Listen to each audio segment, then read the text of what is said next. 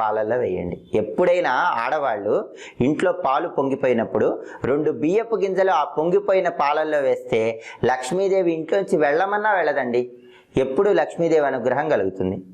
అలాగే ఆడవాళ్ళు ఇంట్లో పాలు కాగగానే వెంటనే మూత పెట్టేస్తూ ఉంటారు. కానీ వెంటనే మూత పెట్టకుండా 1 నిమిషం సమయం ఇవ్వండి.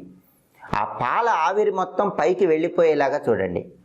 అలా పాల ఆవిరి మొత్తం పైకి వెళ్ళిపోయేలాగా చూశారనుకోండి, మీ కష్టాలన్నీ కూడా ఆవిరైపోతాయని శాస్త్రాల్లో చెప్పారు. కాబట్టి గ్యాస్ స్టవ్ దగ్గర పాలు కాచే మహిళామణులందరూ కూడా ఈ విధి విధానం పాటించి చూడండి. లక్ష్మీ కటాక్షం చాలా సులభంగా కలుగుతుంది.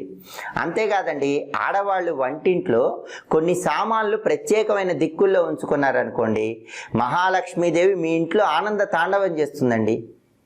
మీకు వీలైతే ఇంట్లో సిలిండరు ఆగ్నేయంలో ఉంచుకునేలాగా చూసుకోండి.